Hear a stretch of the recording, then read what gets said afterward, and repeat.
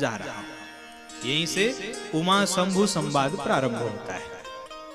बोले शंकर भगवान की जय। तो एक बार की बात है, भगवान शिव राम कथा सुनने के लिए सती जी को संग में लेके कुंभज ऋषि के आश्रम में गए। नासिक संत कहते हैं कि उस समय कुंभ का अवसर था नासिक में, और नासिक में ही उनका आश्रम है अगस्त्य जी का। तो एक बार त्रेता जुग माही शंभु गए कुंभज ऋषि पाही। भगवान शिव ने कहा सती चलो नासिक में कुंभ मेला लगा हुआ है, हम लोग भगवान राम की कथा सुनने चले। अब इस समय तो हमारे प्रयागराज में भी मेला लगा है, हरिद्वार में कुंभ लगने वाला है, तो आओ इसी बहाने एक बार गंगा मैया की गोद में चलें, कुंभ मेला का दर्शन करें। बोलो भक्त वत्सल भगवान की जय। अरे नासिक में लागल कुंभ मेला, देखई के हमर मनवा करेला। नासिक में लागल कुंभ मेला, देखे के मोरा मनवा करेला। नासिक में लागल कुंभ मेला, देखई के हमर मनवा करेला। नासिक में लागल कुंभ मेला, देखे के मोरा मनवा करेला। करेला मोरा बोलिए भक्त वत्सल भगवान की जय हो। मनवा करेला मोरा मनवा करेला। नासिक में लागल कुंभ मेला, देखई के हमर मनवा करेला। नासिक में लागल कुंभ मेला, देखे के हमर मनवा करेला। सिंह राशि में राजे बृहस्पति, सिंह राशि में राजे बृहस्पति। सिंह राशि में राजे बृहस्पति। सिंह राशि में राजे बृहस्पति। पुण्य के पुंज भरेला, ओ पुण्य के पुंज भरेला, देखई के हमर मनवा करेला। नासिक में लागल कुंभ मेला, देखे के हमर मनवा करे। जय हो।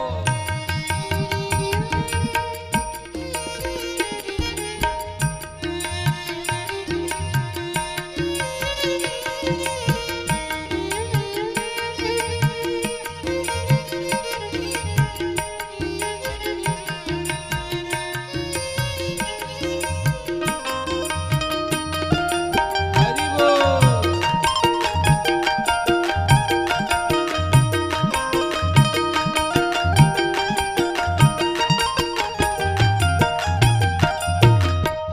गोदावरी नाम गंगा विराजे। गोदावरी नाम गंगा विराजे। गोदावरी नाम गंगा विराजे। गोदावरी नाम गंगा विराजे। अमियमय नीर भरेला, हो अमियमय नीर झरेला, देखई के हमर मनवा करेला। नासिक में लागल कुंभ मेला, देखे के हमर मनवा करेला। जय हो।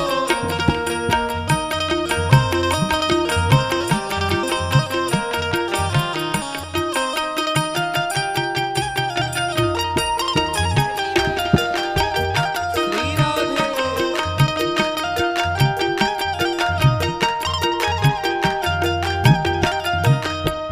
दक्षिण दिशा में संत कुंभज बसत हैं। दक्षिण दिशा में संत कुंभज बसत हैं। दक्षिण दिशा में संत कुंभज बसत हैं। दक्षिण दिशा में संत कुंभज बसत है। रामचरित मंजुल कहेला, ओ रामचरित मंजुल कहेला, दिखई के हमर मनवा करेला। नासिक में लागल कुंभ मेला, देखे के हमर मनवा करेला। चलो चलो सती जनी विलंब लगाओ, चलो चलो सती जनी विलंब लगाओ।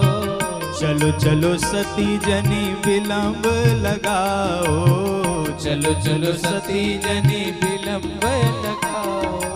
आनंद के सुर तरु फरेला हो, आनंद के सुर तरु भरेला, देखई के हमर मनवा करेला।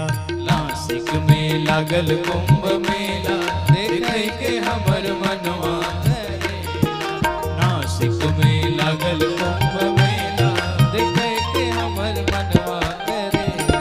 नासिक में लागल कुंभ मेला, देखे के हमर मनवा करेला। देखे के हमर मनवा करे, देखे के हमर मनवा करे। बोल गंगा मैया की जय।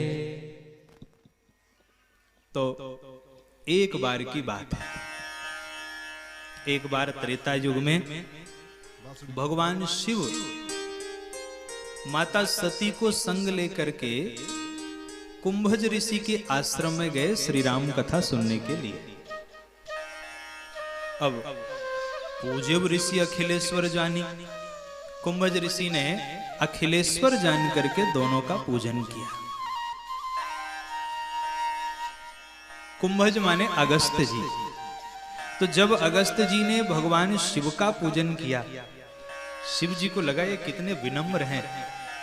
बताओ, ये वक्ता होकर के श्रोता के पैर धो रहे हैं। अरे मैं तो सुनने आया हूं, ये तो सुनाएंगे, लेकिन इनकी विनम्रता देखो महाराज। वक्ता होकर के भी कितनी विनम्रता। लेकिन जब अगस्त जी ने सती जी के पैर धोए तो सती मैया को लगा अरे ये मुझे कथा क्या सुनाएंगे, ये मेरे ही पैर धो रहे हैं। पैर तो उसके धोए जाते हैं जो विद्वान हो, बुद्धिमान हो। ये मेरे ही पैर धो रहे हैं, मतलब मैं इनसे ज्यादा बुद्धिमान ठहरी तो मुझे कथा क्या सुनाएंगे।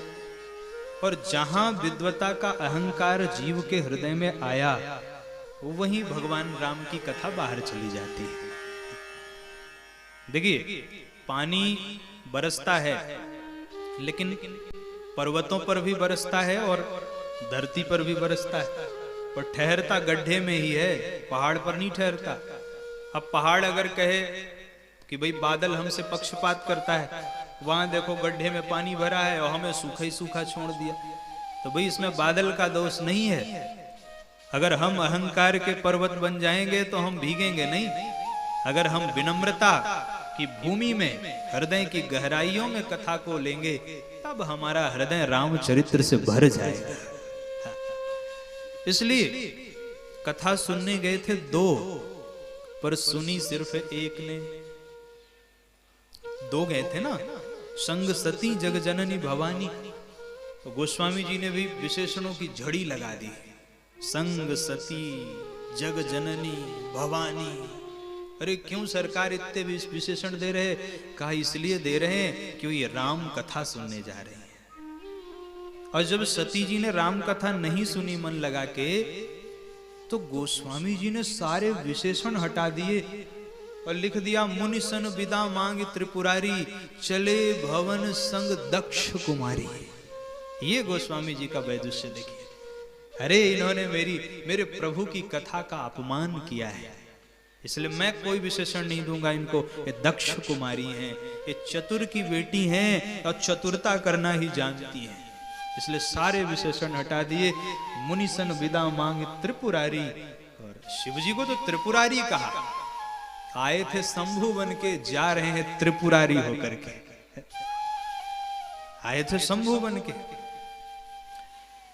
शंभु गए कुंभज ऋषि पाही, और जा रहे हैं त्रिपुरारी बन करके। मुनि सन विदा मांगी त्रिपुरारी। देखिए, जब हम भगवान की कथा नहीं सुनते तभी हमारे जीवन में संशय होता है। अब भगवान शिव सती जी को लेके जा रहे हैं और उसी समय कितना करुण दृश्य है महाराज।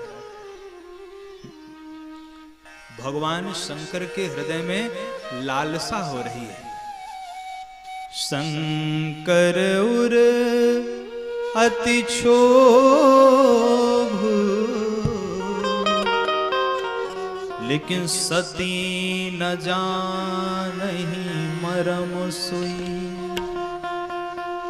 तुलसी दर्शन लोभ, मन डरु लोचन लालची। भगवान शिव को लग रहा है, हे प्रभु दर्शन दे दो। क्यों? क्योंकि जो सच्चे अर्थों में भगवान की कथा सुन लेता है वह भगवान का दर्शन किए बिना रह नहीं पाता है। शिव जी ने कथा सुनी है, इसलिए शिव जी को लग रहा है, हे प्रभु मुझे दर्शन दो। लेकिन सती न जानहि मरम सोई। सती जी को उस मरम का पता नहीं चल रहा, क्योंकि सती जी ने मन लगा करके कथा नहीं सुनी। और तुलसी दर्शन लोभ, यहां गोस्वामी तुलसीदास जी कह रहे हैं कि भगवान शिव को तुलसी के दर्शन का लोभ हो रहा है। अरे तुलसी, हाँ, तू अर्थात तुरीयावस्था से युक्त भगवान रामचंद्र जी, लक्ष्मण जी और सीता जी। यहां भगवान शिव को राम, लक्ष्मण और सीता जी के दर्शन का लोभ हो रहा है। इसलिए कहा तुलसी दर्शन लोभ, लेकिन मन डर रहा है। आंखें तो लालची होती हैं, ललचा रही हैं, दर्शन मिल जाए, मन डर रहा है। क्यों मन डर रहा है? क्योंकि प्रभु अवतरित हुए हैं भूभार हरण करने के लिए, और इस समय यही पंचवटी में रह के चरित्र कर रहे हैं।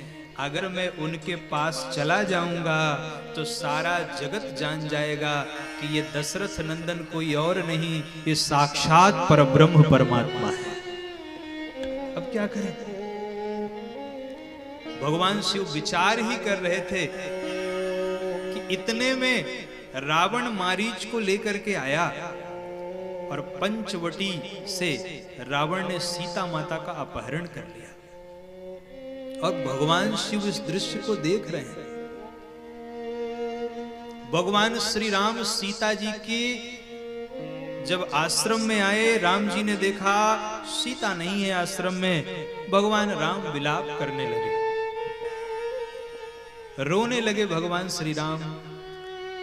कब हूं जोग, क्या सुंदर पंक्ति गोस्वामी जी लिख रहे हैं महाराज।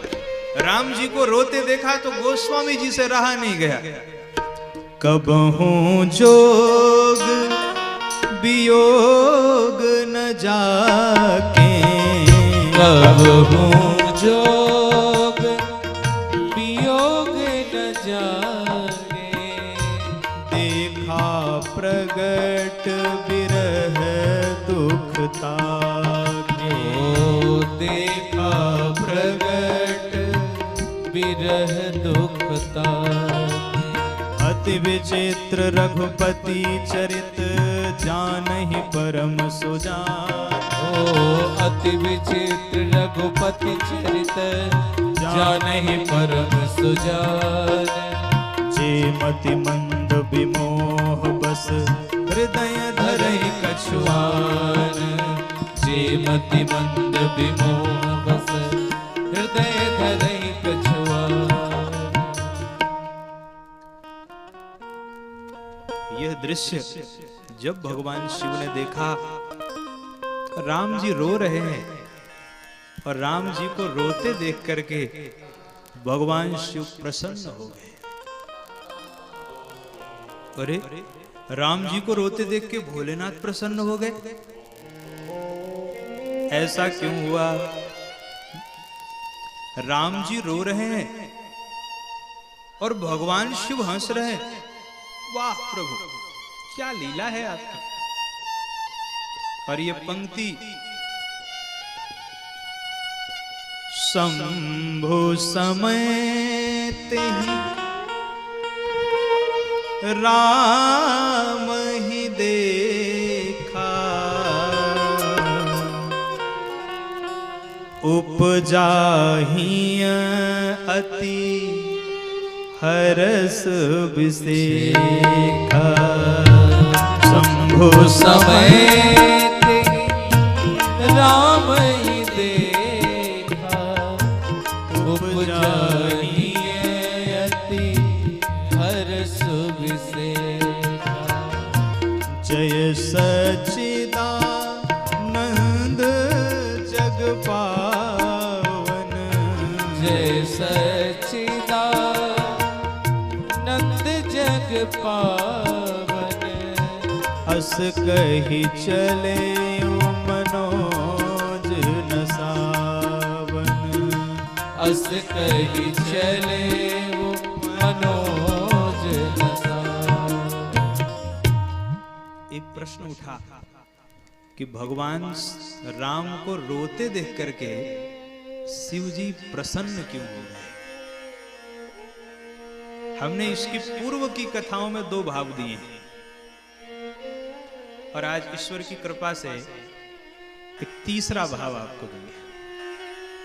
देखिए, शिव जी के प्रसन्न होने का पहला कारण कि भगवान शिव ज्ञान घाट के वक्ता हैं और ज्ञानी जानता है कि ये तो भगवान श्री राम ये लीला कर रहे हैं,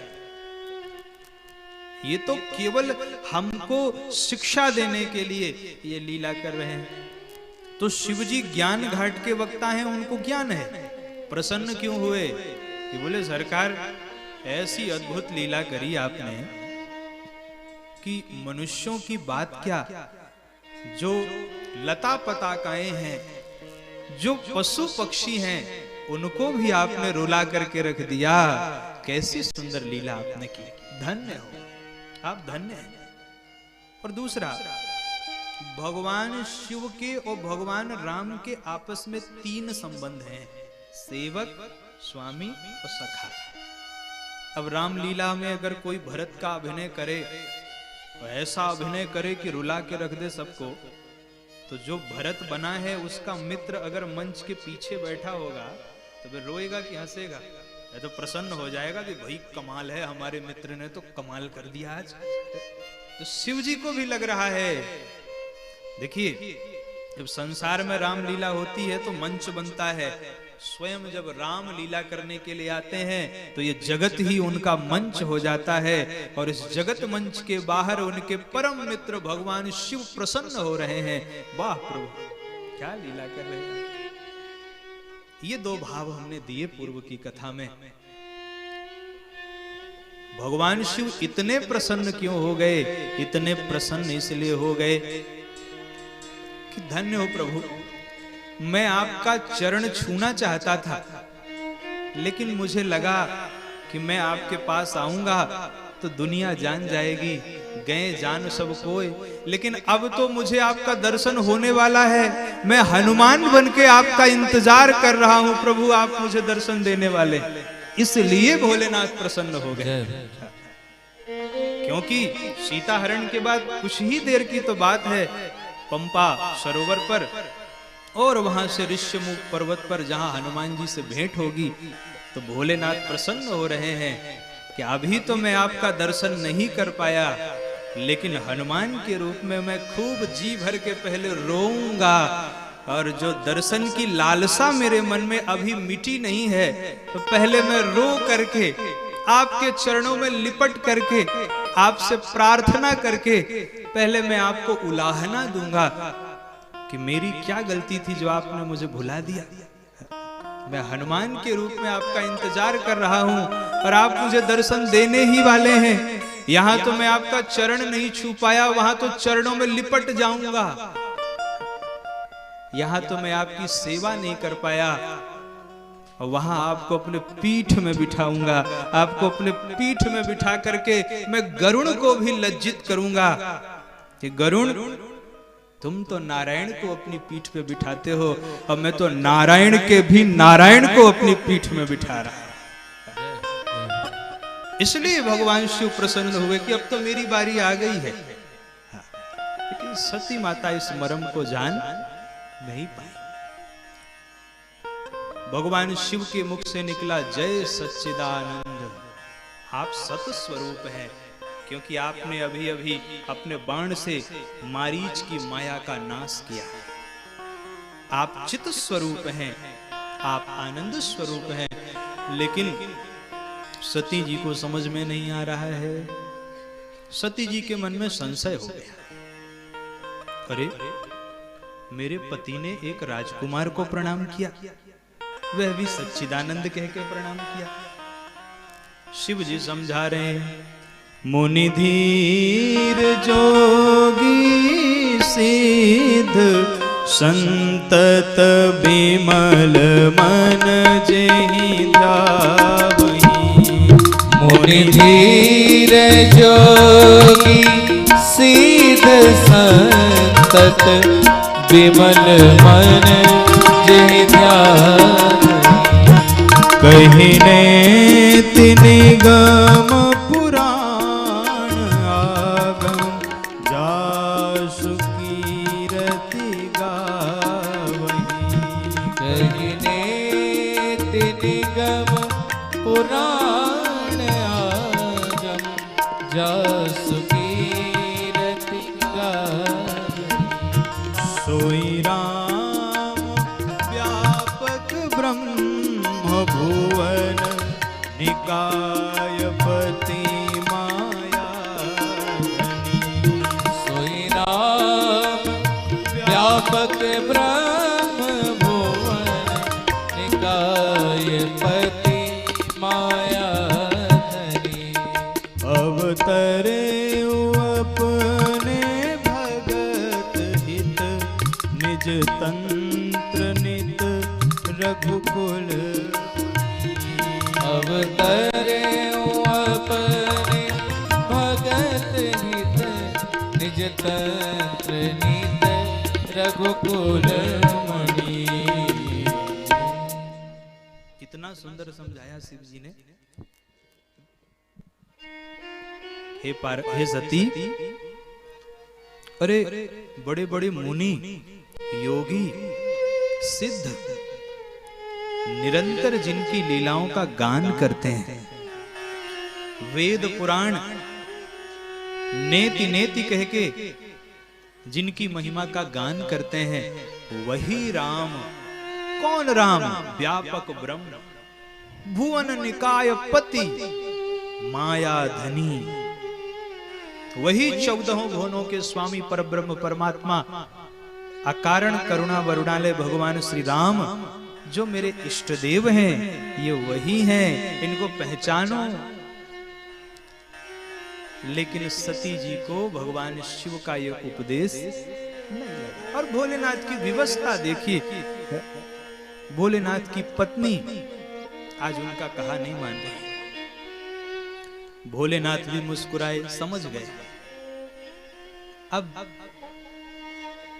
मेरा कुछ नहीं होगा, मेरे बस की बात नहीं। क्यों? भगवान की इच्छा है। अब मैं चाह के भी सती को रोक नहीं सकता। बहुत समझाया, जब सती नहीं मानी तो मारे झुंझलाहट के शिव जी ने कह दिया कि जो तुम्हारे मन अति संदेहु तौ किन जाई परीक्षा ले। अगर आपके मन में इतना ही संदेह है तो जाकर के परीक्षा क्यों नहीं ले लेती? सती जी ने कहा ये बात तो ठीक है। सती जी आई, लेकिन जब सती जी जाने लगी, भगवान शिव ने मन में सोचा कि अरे मैंने तो इनसे ये उम्मीद की थी कि ये मुझसे कहेंगी नहीं नहीं भोलेनाथ, इतना भी संशय नहीं है, मुझे आपकी बातों पर विश्वास है। लेकिन ये तो परीक्षा लेने के लिए चल दी। तुरंत भगवान शिव ने मन में अनुमान किया, अब इनका कल्याण होने वाला नहीं। क्यों? क्योंकि इस जगत में भगवान की परीक्षा नहीं होती। जगत की परीक्षा होती है, भगवान की प्रतीक्षा होती है। और आज सती जी वही भूल करने जा रही हैं जो थोड़ी देर पहले मेरे शिष्य रावण ने किया। रावण ने क्या किया? रावण ने भी भगवान की परीक्षा लेने का प्रयास किया। रावण ने यही तो कहा कि ये भगवान होंगे तो ठीक है, भगवान होंगे तो इनके बाणों से मर जाऊंगा, और नहीं होंगे तो इनकी पत्नी को हर लाऊंगा। जो नर रूप भूप सुत कोई, तो हरिहूं नारी जी तिरन दो। अगर ये कोई राजा के बेटा होंगे तो मैं इनकी नारी का हरण कर लूंगा। तो पता कैसे चले? तो रावण ने कहा परीक्षा लूंगा। ईश्वर के दो लक्षण होते हैं, सर्वज्ञता और सर्वशक्तिमत्ता। रावण ने सोचा अगर ये सर्वज्ञ होंगे तो मारीच को देख के पहचान जाएंगे कि ये नकली है, सोने का नहीं है। और अगर सर्वशक्तिमान होंगे तो ये संकल्प से मारीच का वध कर देंगे, इनको मारीच को मारने के लिए दूर नहीं जाना पड़ेगा। और जब रावण मारीच को लेकर के गया, भगवान जानते हुए भी जब मारीच के पीछे दौड़े तो रावण के मन में आया, ओहो ओहो, जिसको मैं भगवान समझ रहा था ये तो कोई पागल लग रहा है। इनको यह भी पता नहीं कि कहीं जंगल में सोने का मृग हो सकता है क्या? तो ये सर्वज्ञता का लक्षण इनमें घटित नहीं हो रहा है, ये सर्वज्ञ नहीं है। और दूसरा, सर्वशक्तिमत्ता होती तो एक ही बाण में मार देते। इतना दूर दौड़ के गए मारीच को मारने के लिए। ये दोनों लक्षण घटित नहीं हो रही, ये भगवान नहीं है। फिर रावण को दुनिया समझाती रह गई। कितनी बार लोगों ने समझाया रावण को, लेकिन रावण का हठ यही था। जब अंगद गए, अंगद ने कहा ये परब्रह्म है। रावण कहता काहे का परब्रह्म, ये तो अगुण अमान जानते ही पिता दीन वनवास। पागल समझ के पिता ने वनवास दे दिया, किसी काम के नहीं है इसलिए वन दे दिया। हमको ज्ञान देते हो? मैं अपनी आंखों से देख के आया हूं, न इनमें सर्वज्ञता है न सर्वशक्तिमत्ता है। लेकिन एक बात बताओ, रावण ने परीक्षा तो ली पर फेल कौन हुआ? रावण ही तो। भगवान तो पास हो गए, भगवान ने रावण का वध कर दिया। आज शिव जी सोच रहे हैं कि जो गलती मेरे शिष्य ने की वही गलती मेरी पत्नी करने जा रही है, तो रावण को तो जीवन से हाथ धोना पड़ेगा, कहीं मेरी पत्नी को भी जीवन से हाथ न धोना पड़े। इसलिए शिव जी चिंता में बैठे। शिव जी ने सोचा अब तो हुई है सोई जो राम रचि राखा। देखिए, कुछ लोग इस चौपाई का दुरुपयोग करते हैं। वे कहते हैं अरे हुई है सोई जो राम। लेकिन ध्यान रखिएगा, ये बात भगवान शिव ने अपने कर्तव्य का पालन करने के बाद कही है, पहले नहीं कही है। पहले शिव जी ने समझाया है सती जी को, लेकिन जब नहीं समझी तब कहा वही है सोई जो राम रचि राखा, जाओ जो होगा देखें। सती जी चली, करें विचार करो का भाई। विचार कर रही है क्या करूं? तुरंत सीता जी का रूप सती जी ने बना लिया और आगे आगे होकर के चलने लगी। किसी का वेश तो बनाया जा सकता है पर उसका स्वभाव नहीं बनाया जा सकता। सती जी ने सीता जी का वेश तो बना लिया पर स्वभाव कहां से आए? सीता जी का जो स्वभाव है, सीता जी राम जी के पीछे चलती हैं, आगे राम लखन पुनि पाछे और उभय मध्य सिय सोहति कैसे ब्रह्म जीव बिच माया। तो सीता जी तो राम जी के पीछे चली, पर आज जब सती जी ने कपट वेश बनाया तो स्वभाव नहीं बना पाई और आगे होई चली, आगे होके चलने लगी। लक्ष्मण जी की दृष्टि पड़ी, ओहो ये मेरी माँ तो नहीं हो सकती। अगर मेरी माँ होती तो मेरे प्रभु के आगे आगे नहीं चलते। इसलिए लक्ष्मण दीख उमा कृत बेसा, लक्ष्मण दीख उमा कृत बेसा, चकित भय भ्रम हृदय विसेखा, चकित भय भ्रम हृदय सकत कछु अति गंभीरा, कही न सकत कछु अति गंभीरा। प्रभु प्रभाव जानत मति धीरा, प्रभु प्रभाव जानत मति धीरा। लक्ष्मण दीख उमाकृत वेसा। लक्ष्मण जी को सती जी न सती के रूप में दिखी और न सीता के रूप में दिखी। लक्ष्मण जी को सती जी का सीधा अगला जन्म दिखाई पड़ गया, उमा पार्वती। लक्ष्मण जी समझ गए कि आज जो इन्होंने कपट वेश बनाया है इसका परिणाम तो इन्हें भुगतना पड़ेगा, इनको पार्वती जी के रूप में अगला जन्म लेना पड़ेगा। इसलिए लक्ष्मण दीख उमा कृत वेसा। उमा नाम पार्वती जी का है, नाम उमा अंबिका भवानी सुंदर सहज सुशील सयानी है। उमा नाम पार्वती का है, तो लक्ष्मण दीख उमा कृत वेसा। इन्होंने कपट वेश, लेकिन कुछ बोले नहीं। क्यों? लक्ष्मण जी को पता है कहां मेरी भूमिका है और कहां नहीं है। लक्ष्मण जी से सीखना चाहिए। व्यक्ति, कुछ लोगों का स्वभाव तो हर जगह टपर टपर बोलते रहते हैं। नहीं, हर जगह मत बोलो भाई। जहां आपकी आवश्यकता है वहां बिना बुलाए बोलो।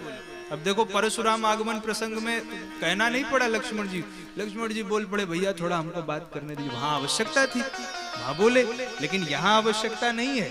यहाँ तो प्रभु प्रभाव जानत मति धीरा, भगवान का प्रभाव जानते हैं, इसलिए चुप, एकदम चुप है, कुछ बोले नहीं। भगवान राम ने देखा कि आज तो माता जी परीक्षा लेने के लिए आ रही हैं, चलो इनको प्रणाम करते हैं। जगन्नाथ जो सारे ब्रह्मांड के स्वामी हैं, वे भगवान आज सती माता को प्रणाम कर रहे हैं। और वो भी देखो, बिना प्रवेश पत्र के परीक्षा नहीं होती। भगवान ने कहा इनको तो प्रवेश पत्र भी देना पड़ेगा। प्रवेश पत्र कहां से दें? कहा अपने पिताजी का नाम लेना पड़ेगा। प्रवेश पत्र में तो पिता का भी नाम होता है, अपना भी नाम होता है। इसलिए जोरी पानी प्रभु कीन्ह प्रणामो, जोरी पानी प्रभु कीन्ह प्रणामो। पिता समेत लीन्ह निज नामो, पिता समेत लीन निज नाम। कहु बहोरी कहाँ वृष के तू, कहु बहोरी कहाँ वृष के तू। विपिन अकेली फिरऊ एहि हेतु, विपिन अकेली फिरऊ एहि। भगवान श्री राम ने दोनों हाथों को जोड़ा, जोरी पानी प्रभु कीन्ह प्रणामो। भगवान राम सती जी को प्रणाम क्यों कर रहे हैं? क्योंकि भगवान राम का स्वभाव है जननी सम जानहि पर नारी। भगवान पराई नारी को मातृवत देखते हैं। पराई नारी को मातृवत देखते हैं। और सती जी को जब राम जी ने देखा तो लगा कि ये तो मेरी माँ है, प्रणाम किया। कितनी बड़ी है सती जी, कहा ये तो मेरी माँ के स्वरूप में प्रणाम किया। और अपने पिताजी, मैं दशरथ पुत्र राम आपको प्रणाम करता हूं। सती जी सोच रही, अरे इनको पता है क्या? और सती जी कुछ बोले इसके पूर्व ही भगवान ने कह दिया, माता जी वृषकेतु की कोई खबर नहीं है, आप अकेले ही जंगल में घूम रही हैं। वृषकेतु जब शब्द सुना, पार्वती मैया का मुख लज्जा के मारे एकदम नीचे। ध्यान दीजिएगा, वृषकेतु में बड़ा रहस्य है। वृष बैल को कहते हैं और सनातन संस्कृति में बैल धर्म का प्रतीक है। मानो रामचंद्र जी कह रहे हो कि जो धर्म की ध्वजा को धारण करने वाले शंकर हैं, उनकी पत्नी होकर के आप किसी और की पत्नी का वेश बना रही हैं, यह आपको शोभा नहीं दे रहा है मां। इसलिए बताइए तो वृषकेतु कहां है? और एक स्त्री को अकेले जंगल में नहीं घूमना चाहिए। आप तो जंगल में अकेले अकेले घूम रही हैं। आपको नहीं पता कि ये संशय का वन है। संशय विपिन अनल सुर रंजन। और संशय के वन में अगर विश्वास का साथ छोड़ दिया तो आपका कल्याण होने वाला नहीं है। अब सती जी को बड़ा पश्चाताप, अरे ये तो सब जान गए, मैंने भगवान शिव का कहा नहीं माना, मैंने अपने अज्ञान को भगवान के ऊपर आरोपित कर दिया। सती जी को दो बातों का कष्ट है, मैं शंकर कर कहा न माना और निज अज्ञान राम पर आना। दो बातों का कष्ट है। सती जी मुख नीचे करके वहां से जा रही हैं। भगवान राम ने विराट रूप का दर्शन कराया है। सती जी जहां देख रही हैं वहीं भगवान नजर आ रहे हैं और ब्रह्मादिक देवता उनकी सेवा कर रहे हैं। सती जी आंख बंद करके बैठ गईं। प्रभु, मैं इंद्रियों से आपको जानना चाहती थी, पर मैं अपनी आंखें बंद कर रही हूं। मैं समझ गई कि मन समेत जही जान न बानी, आपको इंद्रियों से जाना नहीं जा सकता। भगवान ने अपनी माया हटाई। सती जी भगवान शिव के पास आई। गई समीप महेश तब हंसी पूछी कुशला, लीन परीक्षा कवन विधि, सत्य कहो सब बात। मुस्कुराते हुए भोलेनाथ ने कहा, अरे सती आ गई, आओ आओ, सब ठीक तो है? अच्छा बताओ कैसे परीक्षा ली तुमने? अब शिव जी समझ गए कि देवी झूठ बोल सकती हैं, डरी हुई लग रही हैं, इसलिए कह दिया सत्य कहो सब बात। एक बात बताइए, किसी छोटे बच्चे को आप कुछ सामान मंगाओ और आपको अगर पता हो कि ये बच्चा चोरी कर सकता है, झूठ बोल सकता है, तो आप उससे कहते हो ना सही सही बताना कितने का सामान है। तो ये सही बताना ही ये संकेत कर रहा है कि आप समझ गए कि सामने वाला झूठ बोल सकता है। तो शिव जी समझ रहे हैं कि सती जी झूठ बोल सकती हैं, और अगर गुरु से कपट किया तो कल्याण नहीं होगा, इसलिए शिव जी कह रहे हैं सही सही बता। लेकिन सती जी झूठ बोल गई। कछु न परीक्षा लीन गोसाई, और कीन प्रणाम तुम्हारे ही नहीं। हे भोलेनाथ, मैंने कोई परीक्षा नहीं ली, मैंने आपके ही जैसे उनको प्रणाम किया। शिव जी ने कहा, अच्छा मेरे जैसा प्रणाम करना तो यहीं से कर लेती, वहां क्या करने गई थी पास में? सती जी ने कहा, भोलेनाथ वो आपकी इच्छा थी, लेकिन आपने सोचा कि आप जाएंगे तो दुनिया जान जाएगी, तो आपकी इच्छा को पूर्ण करने के लिए ही मैं वहां तक गई। शिव जी ने कहा, भरोसा नहीं हो रहा है मुझे। शंकर जी ने ध्यान लगा के देखा, सती जो कीन चरित सब जाना। शिव जी को बड़ा कष्ट हुआ, पर शिव जी ने सती जी को नहीं डांटा। ध्यान दीजिएगा, शिव जी ने जो सती जी ने झूठ बोला उसको 3 जगह आरोपित किया। बहुरी राम माया ही सिरुनावा, ऐसे किया शिव जी ने। देखिए, धन्य हो माया। जैसे हम लोग कहते हैं ना कि कोई बात है, अरे भगवान की माया, तो शिव जी भी कुछ इसी स्वर में कि सब आपका ही, सब आपने करा। अरे मेरी पत्नी, मेरी सती मुझसे झूठ बोल गई, इसमें इसका दोष नहीं है, ये तो माया का दोष है। बहुरी राम माया ही सिरुनावा, और प्रेरी सती ही जही झूठ कहा, ये माया का दोष है। तो पहला दोषारोपण भगवान शिव ने किसको किया? माया को। और दूसरा बोले हरि इच्छा, ये हरि की इच्छा थी। और तीसरा भावी बलवाना, ये होनी थी, ये हरि की इच्छा थी, ये राम की माया के कारण हुआ। लेकिन अब शिव जी ने सोचा कि अगर इनके साथ प्रेम करूंगा भक्ति की मर्यादा समाप्त हो जाएगी, क्या करूं? तो सुमिरत राम हृदय अस आवा। भगवान शिव ने संकल्प कर लिया है कि इस शरीर से अब सती जी के साथ मेरा मिलन संभव नहीं। देवता सब फूलों की बरसात करने लगे, धन्य हो प्रभु, धन्य हो। सती जी ने बार बार पूछा, आपने कौन सा प्रण किया है? शिव जी ने बताया नहीं। कैलाश पर्वत पर आए, समाधि लगा ली। 87,000 वर्ष तक भगवान शिव समाधि में बैठे रहे। और जब 87,000 वर्ष के बाद उनकी आंख खुली, सती जी आई, तो भगवान शिव ने सती जी को सन्मुख आसन दे दिया, क्योंकि त्याग दिया है। सती के पिता दक्ष ने भगवान शिव को अपमानित करने के लिए एक यज्ञ किया। भगवान शिव के बार बार समझाने पर भी सती जी नहीं मानी। सती जी उस यज्ञ में गईं, लेकिन शिव जी का अपमान सती जी से सहन नहीं हुआ और सती जी ने अपने पिता के यज्ञ में अपने प्राणों की आहुति दे दी।